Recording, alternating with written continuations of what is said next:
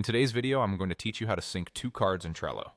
Let's dive right in and take this step by step so you can easily manage your Trello boards by keeping important cards in sync across different boards. First, make your way over to the Trello homepage. It's important to ensure you're on the right page to begin the login process smoothly.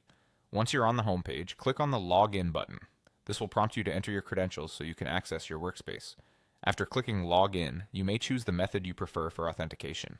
For today's example, let's click on the Google option.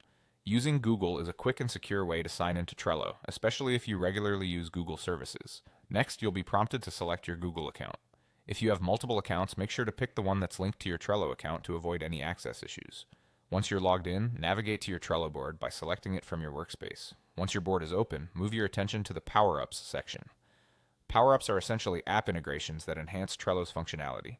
Ensure that you have a Mirror Power-Up enabled. If you don't have this feature yet, don't worry. Simply click Add Power-Ups and set up a card mirroring and syncing power-up. This will allow you to maintain consistency across cards on different boards. With the power-up set up, locate and select the card you wish to mirror. This is a straightforward process. Click on the specific card to open its detailed view. As you look at the card options, find the three dots menu, which will provide you additional options for that card. Click on Mirror.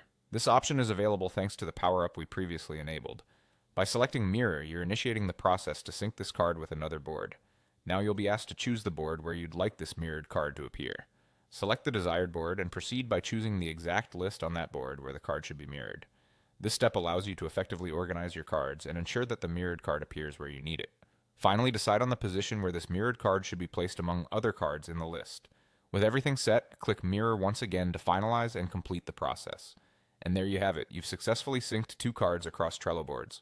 Not only does this streamline communication, but it also makes project management more efficient by ensuring everyone has the most updated and consistent information at hand. Thanks for tuning in, and happy organizing!